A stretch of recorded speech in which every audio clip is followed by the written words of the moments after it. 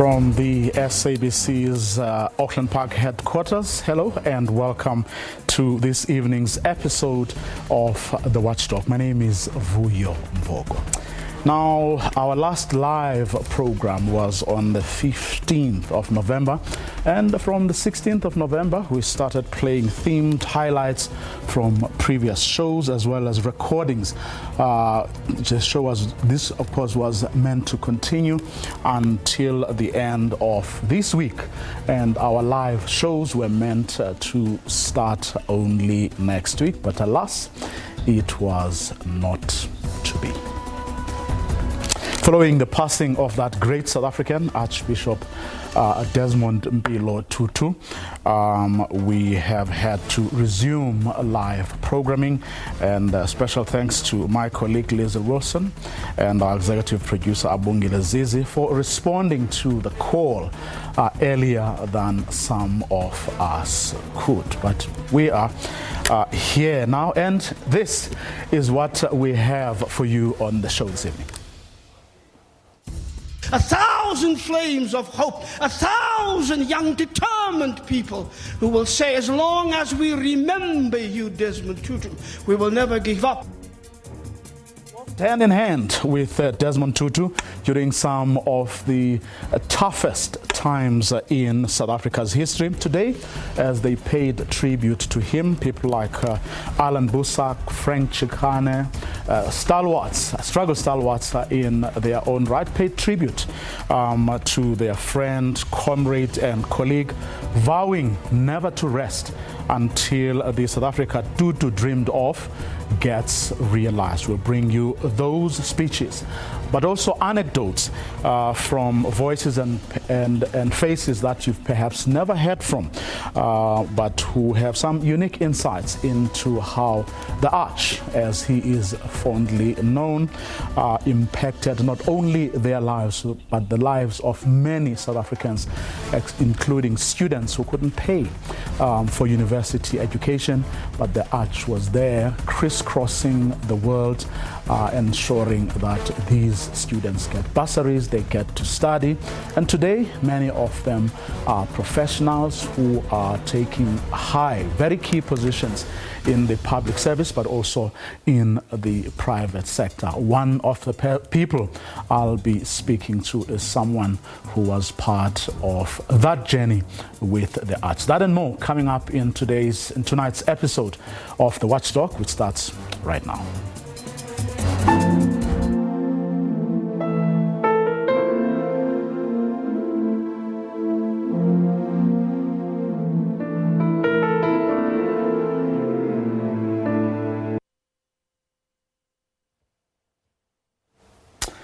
Across the country, events were held today in honor of Archbishop Emeritus Desmond Tutu, who died last Sunday at the age of 90. Among those who gave moving tributes today was his longtime ally and friend, fellow cleric Dr. Alan Boesak.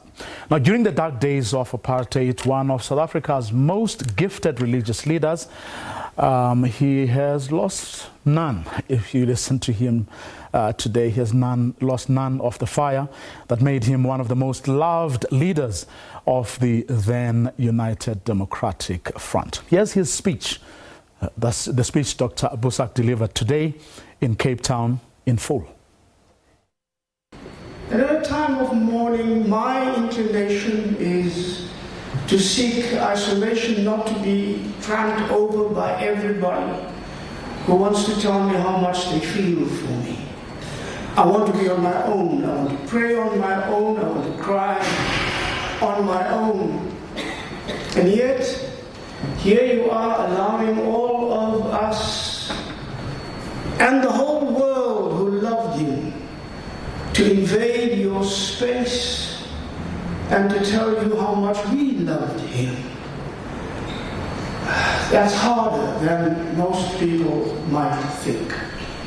And so I want to say thank you so very, very much. That you allowed us to do that, that you allowed us to love him for so long, that you gave him, shared him with us for so long, with me certainly for over 40 years. That's a great and wonderful gift, so thank you. As you can imagine, over the last few days since we heard of the death of the Archbishop, I was overwhelmed by the media, newspapers and radio and television from places that I thought I knew and did not know of that they existed. It shows you how far and wide his fame was spread and how much people appreciated him in just about every single corner of the earth. And many of them asked me just about the same question, whether I can talk about Desmond Tutu, the man of faith, Desmond Tutu, the man of great courage, Desmond Tutu, the man who cared and showed compassion for everyone, even those who hated him. Desmond Tutu, the man who spoke truth to power. And I could say yes to all of that because all of that was true. I sat with him through the night as he showed solidarity way up north of Hammanskraal. I think that was a place called Mogopa, where the police had threatened to take away the homes of the people and to bulldoze it. And when the police didn't come during the day because maybe they thought we were there, we heard that they might come during the night. And Desmond Tutu said to me, we're not going back to the meeting in Johannesburg, we're staying right here through the night, just in case they come. So I saw that. I know that's true. Is he a man who spoke truth to power? Sure, we know that. We saw it and we heard him here in South Africa. I heard him on every stage across the world in the early 1980s, 1984, 85, when we were in the midst of the campaign for sanctions and divestment and boycotts of the South African apartheid regime, and the West decided, all the leaders in Washington, D.C., in London, and in Berlin, that they would not support our campaign. Desmond Tutu got so angry, he said, I think for my part the West can go to hell. So yeah, he could speak truth to power in his own way. So I heard him. So all of that was true. Was he a man who cared greatly? I saw him cry when he spoke of his fear of white people not ever understanding what it is that would be needed to bring true reconciliation to this country. There was one thing, though, that I did not agree with the questions that came over and over. There were so many who said to me, is it true that the last hope for South Africa's future is now gone? Is it true that the last voice of conscience of this nation is now gone? Is it true that the last truth speaker and fighter for justice is now truly gone? And I must say to them, no, that is not true. Just before he died, when I was privileged to go and meet with him and Mama Leah to talk about his 90th birthday Eucharist celebration, the two of us had a few moments together and we spoke about a number of things, and he said to me, what do you see for us and for our country? And I said to him, oh, I see what you see. We talked about the corruption and the anger of people and the disillusionment and the lack of visionary leadership. We talked about that a bit, but then I said to him, you know what, more and more young people come to me and they want to know, what is it that we can do? We are angry, we are disillusioned, we feel betrayed, but what is it that we can do? And as long as there are young people who want to do what they want to do, I will never give up hope. Is that okay? And he said to me, yes, it is. So I think he died not just with tragedy in his heart, but he died with hope in his heart. And then I decided, if there is nothing else that I must do for the rest of my life, and we who are here, who mourn his passing and who celebrate his life, can't do that without making that pledge to him and to his children and to our children and to God, that we will not stop until we have raised 1,000 young new Tutu voices, 1,000 young people who will get stand up and speak truth to power. 1,000 young voices who will speak just like him in love and in caring, who will not throw away our reconciliation because somebody else has messed it up, but who will say, no, we will stand fast like he did. We will stand up like he did. We will raise our voices like he did. And I can hear those voices, Desmond Tutu, and you can hear them where you are right now. I hear them in Fort Hare and in Chikane, and I hear them in Soweto, and I hear them in Durban. I hear them in the Black Lives Matter movement in Washington, D.C., in New York, and in Brussels, and in Berlin, and in London, and in Paris, and I hear them here today, and I hear them in Palestine, and I hear them in East Jerusalem, and I hear them in Gaza. 1,000 young Tutus, 1,000 young voices, 1,000 flames of hope, 1,000 young determined people who will say, as long as we remember you, Desmond Tutu, we will never give up. The struggle will go on until the peace and the love and the justice and the compassionate society that you fought for becomes a reality. That is our pledge, because we love you so much. We appreciate so much what you have done. Thank you so much. Dr. Alan Boesak, who, of course, many of you, those who were around in the 80s, would remember those kinds of speeches from Alan Boesak, from Desmond Tutu, and lots more other clerics who, when the leadership of the liberation movement was either on Robben Island, in exile, or banished, they took up the cudgels and led from the front. Well, Archbishop Emeritus Desmond Tutu died worried about the future of South Africa. This was revealed by another struggle stalwart and colleague of his, Reverend Frank Chikane. Chikane was addressing mourners at the Cathedral of St. Mary the Virgin here in Johannesburg, where the Arch was once the Dean and from where he operated during those dark years of apartheid. The Arch took seriously the scriptures. I don't have time to go through the details of it, but you'll remember one story. He said other people were saying the missionaries gave you the Bible and took the land. He said, you are making a mistake. The missionaries made the greatest mistake by giving us the Bible, because this thing is a revolutionary book, and through it we're going to be liberated, because God is on our side. And so it reminded me when I listened to him that in one of my long detentions, the security police came to me, refused to give me the Bible, because every detainee qualified to have a Bible, and Frank Chikane can't have a Bible. And so I reported to the inspector for detainees, and they said, no, the Bible mark Joe a terrorist, and therefore we're not going to give you a Bible. It doesn't help you. You will recall that he threatened to ban the Bible. I mean, I'm scared to say it, but the Archbishop said, if I found out that the Bible supports apartheid, I'll ban it and throw it away.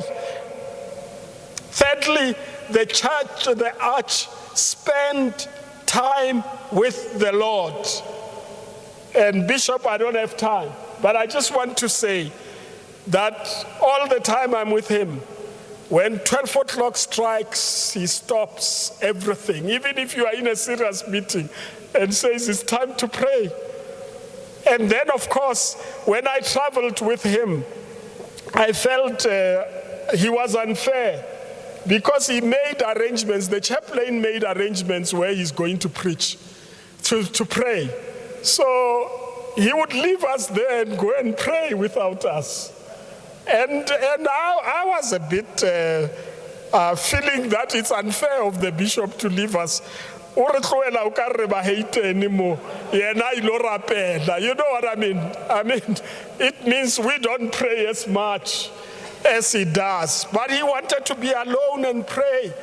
And at the time when I was subjected and poisoned with chemical and biological substances. Mehlope Bam looked for the Archbishop, couldn't find him. He was in a retreat and can't be pulled out of a retreat. They had to kind of get somebody to walk physically to go there, and told him Frank Chikane is dying in Wisconsin. Once he got the message, he went into action and found a bishop in Wisconsin, USA, to go and to the hospital and say the last prayers for me. And so I would like to say to you, I have had my last prayers already. So after the bishop finished praying for me, I opened my eyes because I was unconscious for 12 hours. And my wife thought I was dead. And I opened my eyes, and there was the bishop in his regalia in front of me, and I thought, oh, where am I now, actually? And I then pulled the tubes off because they had wired me up, and the nurses came running. And I would like to conclude by saying the arch secret for what he became is his spirituality. It is the deep spirituality and commitment to his God. My last encounter with him was when I visited him as chair of Kagiso Trust. He's a patron. And in that encounter, he expressed a deep concern about South Africa. He was stressed. He was disappointed about what was happening. He did not think that this is what we struggled for. And I had to plead with him. And I said to him, Arch, leave this problem with us. You are too old to worry about it. We will do whatever is necessary to end this pain of our people. And I just want to end by saying, I promised the Arch, and lots of people this week have promised the Arch. We as South Africans must make sure that this country doesn't continue being what it is.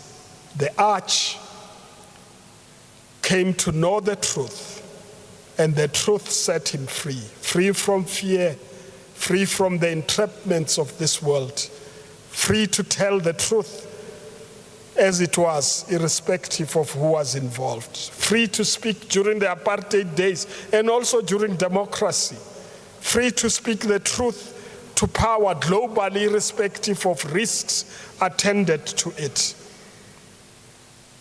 Free to talk about Biafra war, to talk about Idi Amin, to talk about Palestine. I would like to say rest in peace, Archbishop. We will not rest until we have achieved the ideal society you were champion for.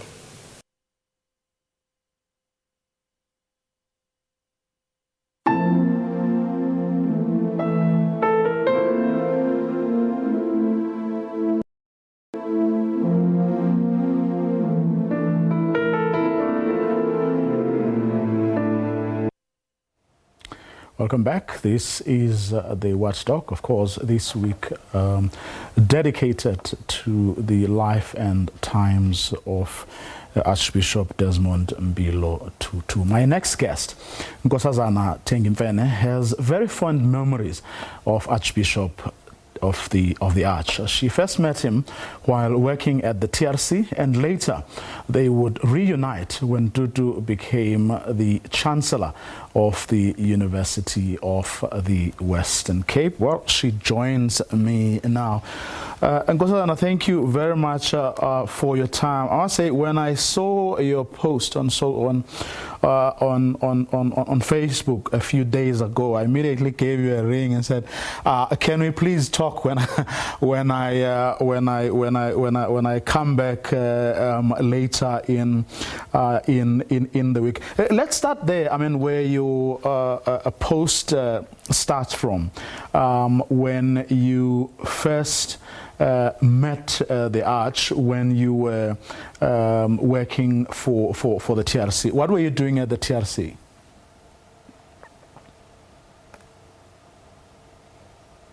Good evening, Vuyo, and thank you for having me, and good evening to your viewers. I was a student at the then University of Durban-Westphal and had been sent into the TRC at all of 23 years of age to observe, really. But I suppose at the TRC there was no such luxury to just observe. We then were given real tasks, and one of them was to actually listen to the testimonies.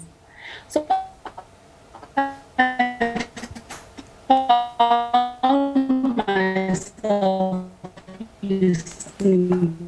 Okay, we seem to have a problem with that line. We're going to see if we can try and redial that line. Hopefully it'll hold steady. We're going to take, okay, it seems like you are back. We had a problem there. We couldn't hear you. Nkosazana, you're saying that, you know, none of you, even though you were students seconded to observe, you didn't have the luxury of sitting idle. You had to do some work. That's quite right. We couldn't escape listening to the testimonies, Vuyo. And so we sat there with our notepads, all excited, thinking this was going to be just an exciting period, because this is what you are looking for when you're a student. And yet the content of what we were listening to was very serious and very detailed and very traumatic. And to us as well, which is what the Arch quickly picked up, because his eyes would scan the room, and then he quickly picked up that there were very young people in the room who would be crying alongside the witness. And so the Arch then introduced a debriefing session right at the end of each day, because he needed to make sure that all of us, including the commissioners themselves, were okay with what we were hearing and what we were dealing with in our own minds. Okay, we seem to be having serious problems with that line to Nkosazana. Okay, let's go to this now. In the Northern Cape, the Diocese of Kimberley and Kuruman had a requiem mass at the St. Cyprian's Cathedral in Kimberley for the late Archbishop Emeritus Desmond Tutu. Speakers at the requiem stressed that the country needs more leaders with a character like the Arch. Tributes continue to pour in across the country ahead of the official funeral on Saturday. The Northern Cape is amongst the provinces paying their respect to the late Archbishop. The St. Cyprian Cathedral says they are at a great loss. They described Archbishop Desmond Tutu as a man of great stature who served the country and his people. We remember him as a family man, as a prayerful man, but we also remember him as a fearless activist, a man who did not mince his words if he needed to, a man who was close to the poor, a man who speaks truth to power. You know, he was not afraid to tell even presidents of the world, you know, that what they're doing is wrong. So we remember him as a moral compass. Reverend Reginald Leo says Desmond Tutu led by example. He says they will continue honoring the late Archbishop. We have opened our cathedral to be a center of mourning, not just for us as Anglicans, but for the whole city. That if people want to come in, we will be open from 8 o'clock to 12 o'clock like today, but tomorrow we'll be open between 8 and 12. We will have a condolence book for them to sign if they so wish. If they want to lay wreaths, we will have the church open for people just to come and show their grief and spend time, with God, thinking about this man and thanking God about this remarkable man that was Archbishop Desmond Tutu. People who attended the service say the country has lost a person who cared deeply for the nation, someone who had an interest in improving the lives of the upcoming generations. I'll remember him as very inspirational leader of no equal pie during our time, who encouraged us and who also inspired us, not only in our liberation struggle that we fought for, but also in education and for all the good work that he had done, both for the church and especially for the education of our children. The cathedral will be open for 2 days to allow members of the public to pay their respect. Katlego Mrapela, SABC News, Kimberley. Katlego in Kimberley in the Northern Cape. Well, in Cape Town, in the Western Cape, religious leaders from the interfaith community in that province have accredited Archbishop Emeritus Desmond Tutu for the rich solidarity among the various faith groups. Representatives have laid a wreath at the St. George's Cathedral, where mourners have been paying their last respects to the Arch, whose body is lying in state.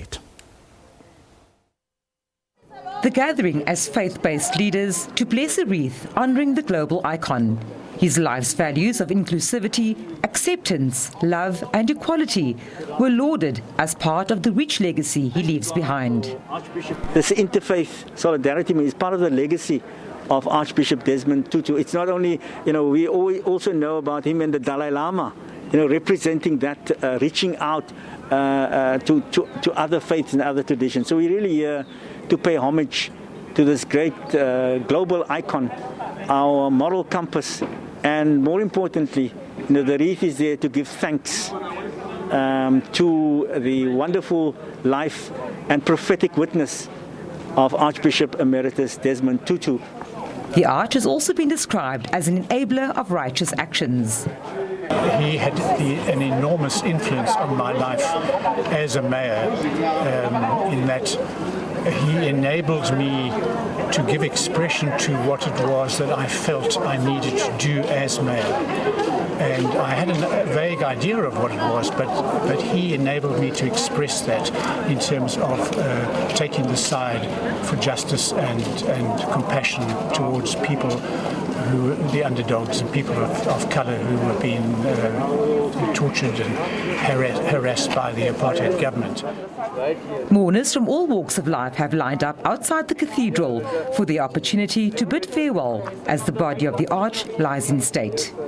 My grandfather used to always tell us stories about them as political prisoners on Robben Island, being inspired and having hope by the contributions of the likes of Arch, of Alan Boesak, who were keeping the fight alive outside the prisons, who were marching and protesting in their name, in their honor. And that kept their spirits high, hoping that one day we will realize freedom in our lifetime. And to see that relationship culminate after my grandfather's release, to see Arch being there on a day-to-day supporting my grandfather through the various challenges that he may have had as a family man, as a husband, as a father, as a grandfather. Arch was always there during those times. Members of the public will have another opportunity to pay homage to the Arch tomorrow, ahead of his funeral service on Saturday. Vanessa Puna, SABC News, Cape Town. The Northwest Government and the Anglican Diocese of Matlosana in Klerksdorp say the legacy and memory of the late Archbishop Tutu should be preserved.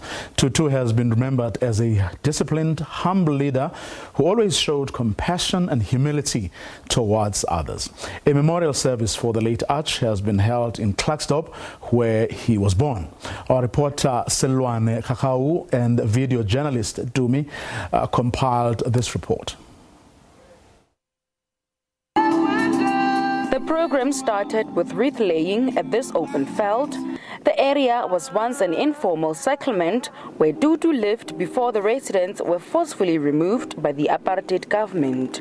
While delivering his eulogy, Northwest Premier Bushi Maape described Tutu as a great leader whose name and legacy should be preserved. We'll erect a monument. We'll build a church.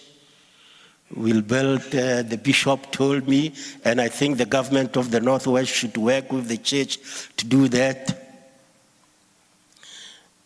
Build a retirement village. The Anglican Church says it will collaborate with the government to find a suitable way to honor Tutu.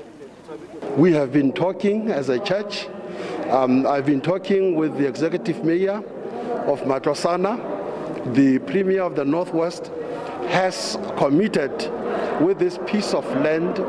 We are going to develop this place so that it becomes a monument. It becomes a place where, when people think of the Archbishop Emeritus Desmond, could come to Matlosana and see and remember him. Those in attendance described Tutu as a fearless, humble leader.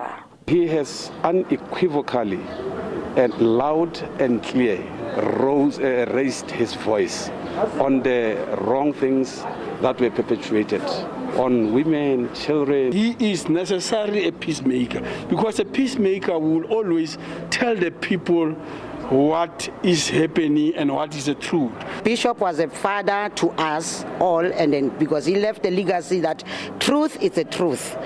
He stands for truth. The Arch, as he was affectionately known, died on Sunday at the age of 90.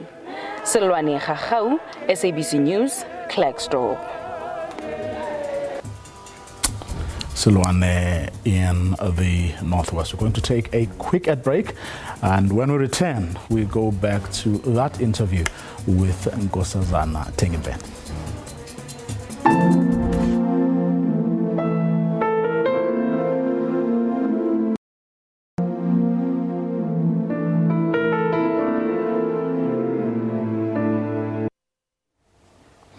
Nkosazana Tengiben first met Archbishop Desmond Tutu while working, in fact, she was seconded by her university to the TRC. Of course, they would later reunite when the Arch became the Chancellor of the University of the Western Cape. So earlier when we started this conversation, she was going back into time to that first encounter with the Arch, while the Arch, of course, was the co-chairperson of the Truth and Reconciliation Commission, Nkosazana. And you were there as students. You were telling me before we got cut off that as students, even though you were students and not really employed by the TRC, you were given some tasks.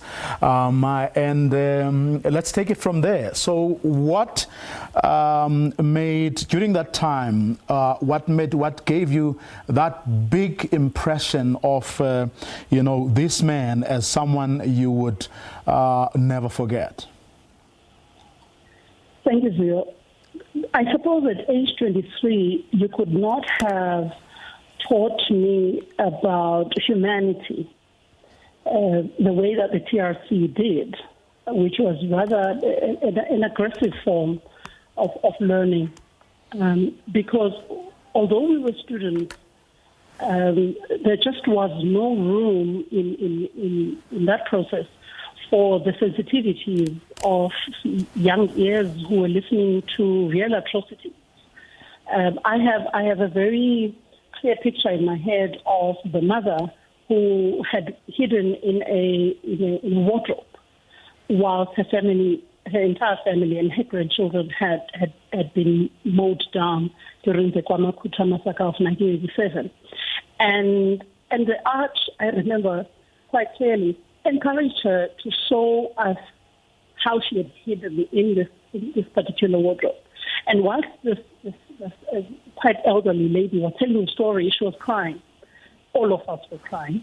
The Arch and all of the commissioners were crying. There just simply was no adult, no mature person, no emotionally mature person in the room. All of us were crying. And part of what the Arch has always meant to me is how you are able to be emotionally vulnerable when you need to be, and then collect yourself, which is what the debriefing sessions at the end of each day meant for me. So the Arch knew that it hurt. It hurt to all of us. It hurt to him as well. But he also knew to gather us, collect all of us, pray with us, look each one of us in the eye, and assure us that we could move on and do work another day. And that was my first and perhaps lasting impression of the Arch. Of course, I mean, later on you would then reconnect when you started working at the University of the Western Cape, where he was Chancellor. That's right, Via. Now, this is a different Arch. The Arch was a superstar who didn't even know he was a superstar. So Arch was never conscious of who and what he was to everyone in the world over. So you walked into a flight with Arch and everybody gave him attention, and Arch didn't even perhaps understand why he was getting all of their attention. Now, this made him quite useful in fundraising, which is what I was doing at the University of the Western Cape, because you used or you asked Arch to make the first phone call, and everything else would be easy because no one could refuse a phone call from the Arch. No one could refuse an ask from the Arch, however big. And we quickly grabbed on to this and would ask the Arch, could you please call so-and-so? Could you please call so-and-so? And he did it easily. You didn't even have to schedule calls with the Arch. You would give him your own cell phone and say, Arch, if you called so-and-so, tomorrow would be very easy for me. And Arch would take your phone, your mobile phone, and call whoever. And then you would walk into a boardroom and be able to collect a check for the University of the Western Cape, which I must add had a very ambitious fundraising campaign. I mean, it was looking for huge amounts. And there was Arch making it look all so easy, simply because just a hello from him and that tinkly laugh, real that we all know, would just melt anyone and everyone and the checkbook in return. What was his approach, though? And I'm just reminded of this by the pictures we were showing while you were talking, and one of among the visuals we were playing while you were talking was of him and his friend Nelson Mandela. Now, legend has it that whenever the ANC was on its fundraising drive, Nelson Mandela didn't have any sort of diplomatic approach to fundraising. He would simply go and greet and say, hello, do you have 10 million for us? And I'll be keen to know whether the Arch's approach was any different. None whatsoever. It was not different at all. In fact, the fundraiser in you would be nervous about how you'd be 30 minutes into a meeting and the Arch hadn't made an ask. Because fundraisers, as you would appreciate, are driven by deadlines. You need to make so much by this time. And Arch would go in and make conversation, and you'll be slightly losing it in your corner. And right at the end, as he shakes somebody's hand, he would just drop the ask, and you'd think, "Shoo, it took you so long." that's how easy he made it look. And I don't think for Arch, any time you would convince him to get into a car or an airplane with you to go make an ask, he'll be struggling with what he would say. Because he approached each and every person the world over with that simplicity, that tinkly laugh, that easy conversation that he was able to get on going. And you would be panicking because you had your own deadlines, your own targets to meet, and then he would drop the ask. Also remember, he had many, many other concerns to raise funds for. And so I would sit and worry about whether he would need to raise funds for the Desmond and Leah Tutu Foundation. But that was the art. His smartness was quite hidden. He knew never to mix agenda. And you would walk away thinking, oh, I got all of his attention, all 100% of his attention, and therefore have met the target.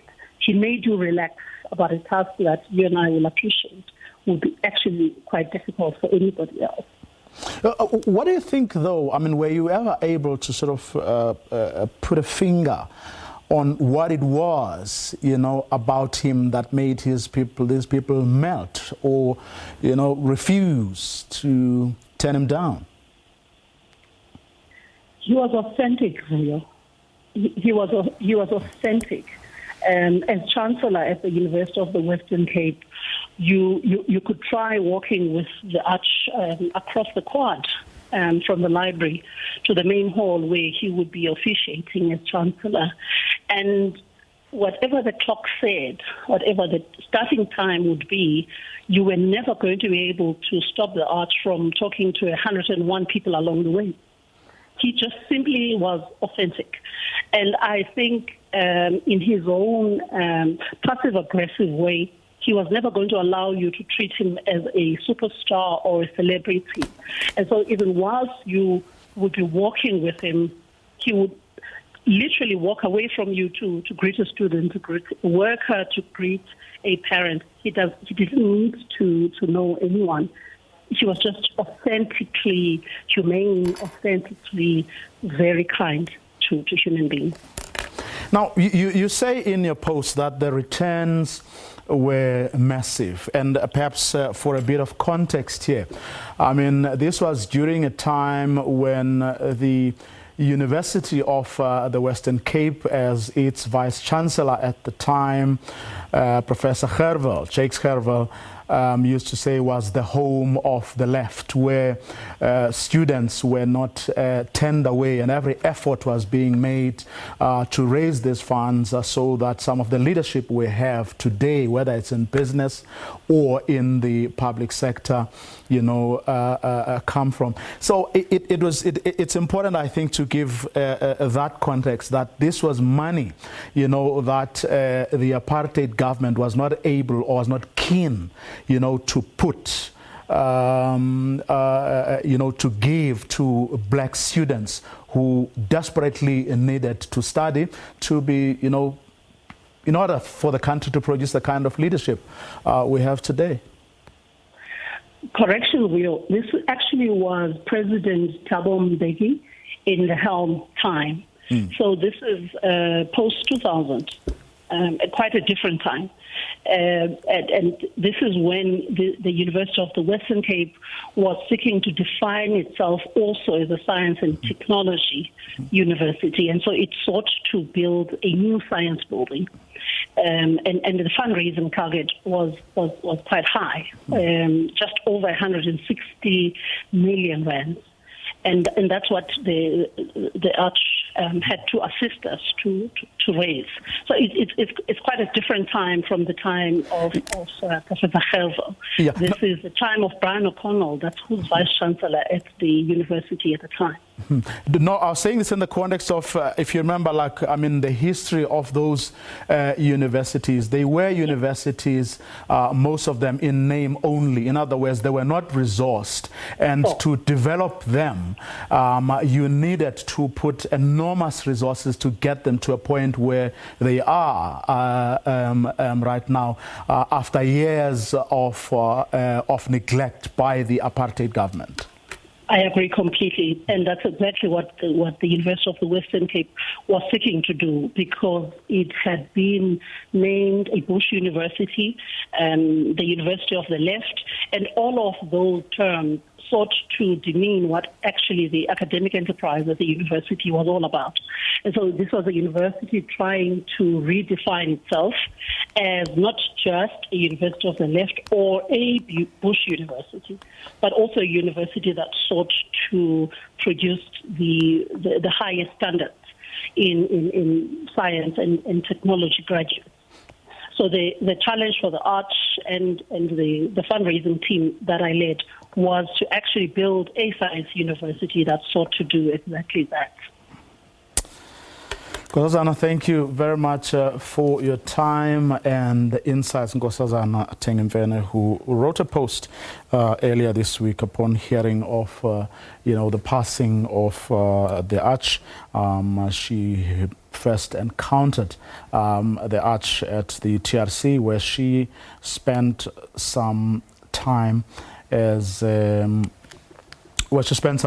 seconded by her university, and then a little later on they reconnected when the Arch was the chancellor of the University of the Western Cape, where of course she was in a unique position to follow the Arch around as he raised money for the University of the Western Cape, to build facilities for science and technology so that university grows, but also, is able to educate students who could not be accommodated, especially by the so-called Ivy League of South African university. That university has indeed produced a lot of South African leaders. Big up to it and big up to the Arch for being able to raise a lot of money for that university. To another university, Fort Hare in the Eastern Cape, which also boasts a rich history involving several global leaders, including Archbishop Emeritus Desmond Tutu. He was the Anglican chaplain at that university in the late 60s while lecturing at the Federal Theological Seminary in Alice, the same town where the university is based. After completing his master's degree in 1967 at King's College in London, Tutu was searching for a radiant theological space, which led him to the Federal Theological Seminary. Tutu arrived at Fort Hare in his mid-30s, and it coincided with a critical phase on campus as students began to show a militancy in their opposition to apartheid. Well, Olani Sechinga spoke to Professor Luvuyo Wachela, who is the director of the National Heritage and Cultural Studies Center at Fort Hare Universities. Wachela says Tutu used the chapel as a haven to help militant students seeking refuge. There was also an emergence of black consciousness at the university after Tutu left. Arch arrives in 1967. All of these things are brewing. This university Christian movement being set up, and it was an outreach in a way because it connected to other institutions. Actually, Steve Biko was instrumental in the setting up of this university Christian movement, being based in Natal and frequently communicating with his other fellow students at University of Fort Hare. And when he came personally in 1967, that first vice rector, J.J. Ross, at that stage, he endorsed that. He didn't think it was something that radical. But looking at the Arch himself, Archbishop, he just gave that movement an impetus in a way, because he arriving, being a very energetic, highly qualified theological practitioner in his mid-30s and preaching aspects of human rights and social justice in a apartheid-riddled South Africa, that became a major attraction for students. So much that when he was here just a couple of years, of course, other politics of student mobilizations are already playing out. 2 years later, 1969, the Black Consciousness Movement gets launched in the University of the North in Taflot. And it had a very huge presence at Fort Hare too. It gets associated with it in this way. Most of the students who are radical on campus, they're beginning to see the FEDSEM as a kind of a left center, really, against a university that is highly regimented, highly controlled by the state. FEDSEM has been seen as this liberal, kind of radical, counter-curriculum kind of space. Major attraction to students, especially who are coming from different kinds of backgrounds in South Africa.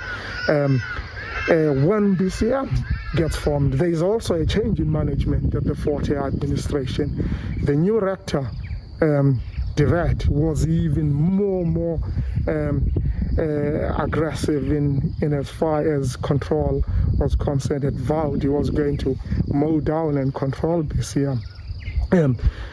In many cases where students were protesting, whether connected to the BCM or not, they would always seek sanctuary. Okay, we come out of that for some breaking news now. Cabinet has approved changes to COVID-19 regulations. It reads in part, a special cabinet meeting held earlier today, 30 December 2021, has approved several changes to the adjusted level 1 COVID-19 regulations. This follows meetings of the National Coronavirus Command Council, the NCCC, and the President's Coordinating Council, the PCC, which received updates on the management of the current fourth wave of COVID-19 in South Africa, which is mainly driven by the Omicron variant. The information gathered through the system by the Department of Health has reported a 29.7% decrease in the number of cases detected in the week ending 25 December 2021 compared to the number of new cases detected in the previous weeks. Now, all indicators suggest the country may have passed the peak of the fourth wave at a national level. Cases declined in all provinces except the Western Cape and the Eastern Cape, which recorded increases of 14% and 18% respectively. There has been a decline in hospital admissions in all provinces except in the Western Cape.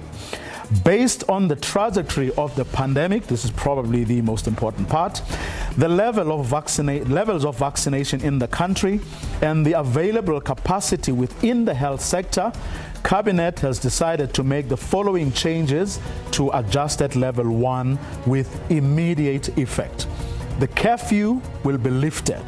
There will therefore be no restrictions on the hours of movement of people. 2, gatherings are restricted to no more than 1,000 people indoors and no more than 2,000 people outdoors. Where the venue is small to accommodate these numbers with appropriate social distancing, then no more than 50% of the capacity of the venue may be used. All other restrictions remain in place. Of course, the SABC programs coming after the Watchdog will keep you updated on the rest of the detail of that statement. And that's it from the Watchdog crew this evening. To join us again tomorrow evening at 8 p.m. and we'll be coming to you live from the Western Cape, Cape Town, where the Archbishop Emeritus Desmond Tutu will be, the funeral services will be held from the next day on Saturday. From us, have a good night.